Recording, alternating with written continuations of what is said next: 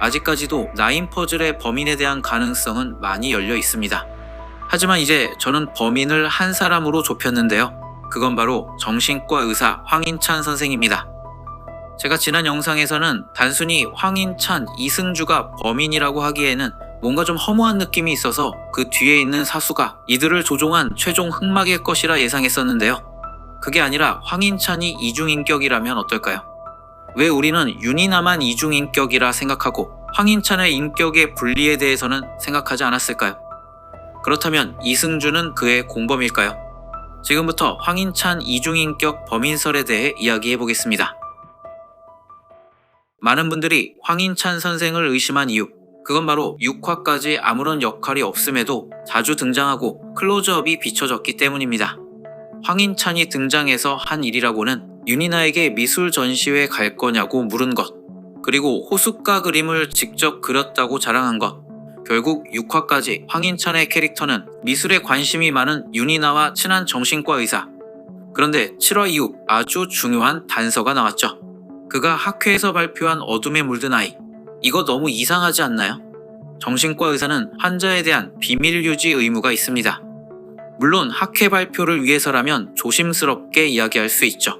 단 익명성이 보장된다는 조건에서입니다. 하지만 보육원 출신의 아빠가 트럭 운전수였고 화재로 죽었다는 정보를 말한다. 만약 이 학회에 기자가 있다면 그 아이가 누구인지 충분히 찾아낼 수 있지 않을까요?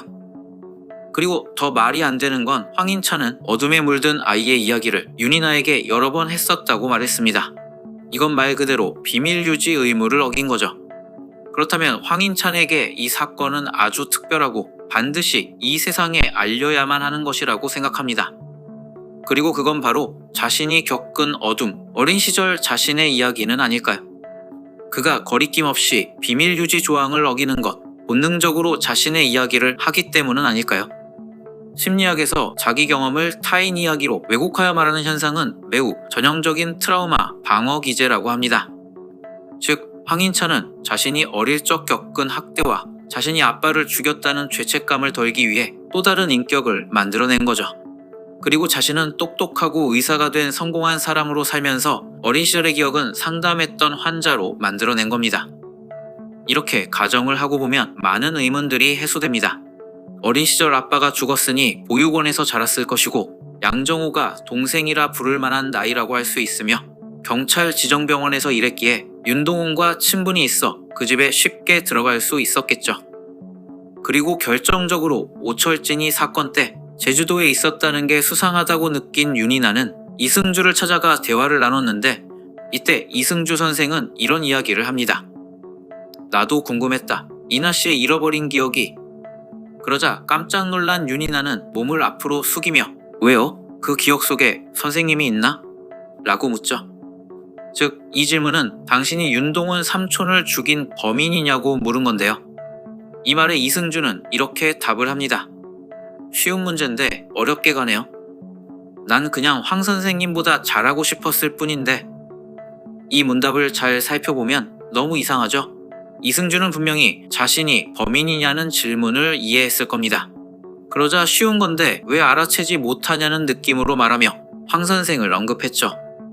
즉, 이승주 선생의 말은 범인은 황인찬인데 그렇게 생각하면 모든 게 해결될 쉬운 문제인데 그리고 어렵게 퍼즐 조각 보내는 것보다 난 그저 심리 상담을 통해 이나 씨가 기억을 하지 못하는 이유를 찾아내려고 하는 거라고 답변한 걸로 해석됩니다. 그렇다면 이승주와 황인찬의 관계도 유추가 되죠. 이승주는 황인찬의 범행을 알고 있음에도 적극적으로 돕기보다는 방관하고 있는 역할은 아닐까요? 그리고 이승주는 황인찬의 이중인격을 알고 그를 한 명의 환자로 관찰하고 있는 것으로 생각됩니다. 황인찬 이중인격설의 근거는 그가 비밀 유지를 어기면서 말하고 다니는 게 바로 그의 과거였기 때문은 아닐까 하는 해석이었는데요. 그렇다고 한다면 그의 범행 동기는 무엇일까요? 만약 그가 이중인격을 가진 범인이라면 이 동기 또한 우리가 생각한 것처럼 단순하지는 않을 것 같습니다. 자신의 가족을 잃었다거나 재개발로 보육원이 사라졌다거나 하는 그런 직접적인 피해의 문제는 아닐 거라고 하는 거죠. 단순한 원한에 의한 범행이라면 목표를 죽이고 자신이 잡히지 않도록 숨어서 살면 됐을 문제입니다. 하지만 그는 퍼즐 조각을 통해 적극적으로 자신의 범행을 이 세상에 알리려고 하고 있습니다. 그리고 이건 그가 학술 발표를 통해 이야기한 어둠에 물든 아이를 윤이나에게 여러 번 말을 하고 이 세상에 적극적으로 알리려고 하는 행동처럼 보이죠. 즉, 황인찬의 범행 동기는 내가 학대를 받았고 너무 힘들었다. 그런데 어떤 어른도 나를 도와주지 않았고, 그래서 내가 직접 문제를 해결했다. 그랬더니 이 세상이 살만해지더라. 나는 문제를 해결하고 정신과 의사가 되어 잘 살고 있다. 그리고 나와 비슷한 아이들이 더원시티 재개발로 인해 상처를 입고 어려움에 처했지만 어른들은 도와주지 않았다. 그래서 내가 이 문제를 직접 해결해야 한다고 생각했다. 사건을 조작한 경찰을 감싸는 기자를 죽이고, 진실을 은폐한 경찰도 죽이고, 재개발을 위해 사람들의 집에 불을 지르고 쫓아낸 자들을 죽이고, 그를 통해 엄청난 부를 축적한 자들을 죽였다.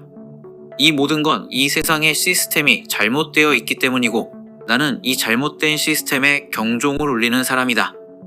처음부터 영화 세븐처럼 범인은 어떤 잘못된 사상을 가지고 있고, 그로 인해 연쇄살인을 저지를 가능성에 대해 이야기했었죠. 그리고 그 잘못된 사상이 바로 자신이 어릴 적 아빠에게 당한 학대로부터 기인했던 거죠. 잠시 양정호의 이야기로 돌아가 봅시다. 그는 경찰대학에 입학 후 누군가를 찾아야 한다고 말했었죠. 그게 바로 양정호가 현재 보호하려 했던 범인이며, 윤동훈을 죽인 악기는 보육원 동생이고, 그게 바로 황인찬이었던 겁니다. 범인은 도윤수 사건 때 낡고 오래된 손수건을 떨어뜨렸었습니다. 이 손수건은 누구의 것일까요? 황인찬이 직접 죽인 자신의 아비의 것? 그렇다면 정말 제대로 미친놈이죠. 자신이 죽이고 아버지의 유품을 소중히 간직하고 있는, 그가 정말 이중인격이라면 가능합니다. 학대받고 아비를 죽인 건 그가 아니고 환자니까요. 자신은 어릴 적 아빠를 잃었지만 행복한 기억과 부모를 생각하는 마음을 잃지 않은 성공한 정신과 의사니까요. 그리고 양정호는 한샘에게 모든 게 나 때문에 시작된 일이라 말했었죠. 즉, 황인찬에게 죄인들을 심판해야 한다는 의식을 심어준 게 어릴 적부터 경찰이 되고 싶어 했던 정의로운 양정호 때문인 것 같습니다. 양정호는 친한 사이였던 황인찬에게 사회정의와 악인들의 심판에 대해, 어쩌면 사형제도에 대해서도 이야기했던 건 아닐까요? 그리고 그런 이야기를 하다 보면 지금의 사회는 범죄자들을 제대로 처벌하고 있는가? 라는 이데올로기적 문제에 부딪히게 됩니다. 왜 사형을 하면 안 되는가?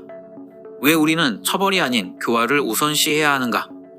이런 양정호의 이야기를 들은 황인찬은 결국 경찰도 한패로 섞여 죄인들을 처벌하지 않는다면 내가 직접 할 수밖에 없다는 사상을 가지게 됐을 가능성이 있겠죠. 그래서 양정호는 기자들을 불러달로 했던 겁니다. 이 모든 사실을 밝혀 추가 피해자를 막고, 적어도 더원시티의 재개발 때 죽은 이들의 이야기를 자신의 입으로 직접 전달하고 모든 죄를 뒤집어 쓰기 위해서죠. 그리고 그는 마지막으로 신동아, 서진이라는 말을 했는데요. 저는 이 서진이라는 이름이 황인찬의 원래 이름이 아닐까 생각했습니다. 즉, 황서진은 바로 그가 알고 있는 어둠에 물든 아이의 본명이며, 또 다른 인격으로 살고 있는 황인찬이 개명을 한 채 의사로 살아가고 있고, 하지만 양정호는 황서진이 황인찬으로 개명했다는 것도, 그가 의사가 됐다는 것도, 실제로 신동아 아파트에 거주하고 있지 않고 이승주 선생의 건물에 함께 살고 있다는 것도 모르고 있었을 거라고 생각합니다. 그걸 알았다면 바로 황인찬을 잡으라고 했겠죠. 그리고 8화 제주도에서 돌아온 윤이나 황인찬의 사무실에 들어가자 누군가에게서 전화가 오고 있는 핸드폰이 보여졌는데요. 그게 바로 양정호가 아니었을까요? 적어도 양정호는 황인찬의 전화는 알고 있었을 테니까요. 그리고 황인찬은 윤이나에게 개인적 약속이 있다며 어딘가로 혼자 차를 타고 갔었죠. 그리고 다음날 권상범이 살해당했습니다. 즉, 신동아 아파트가 바로 황서진이 범행을 꾸미는 곳인 거죠. 10화 예고를 보면 윤이나가 그 집을 찾아가는 것 같습니다. 그리고 그 집에는 여러 그림이 그려져 있었죠. 퍼즐에 있는 그림을 그릴 수 있고, 보육원 출신의 환자 이야기를 자신의 이야기인 것처럼 비밀 유지 조항을 지키지 않았던 사람. 황인찬의 또 다른 인격 황서진이 바로 진범이 아닐까 생각해봤습니다.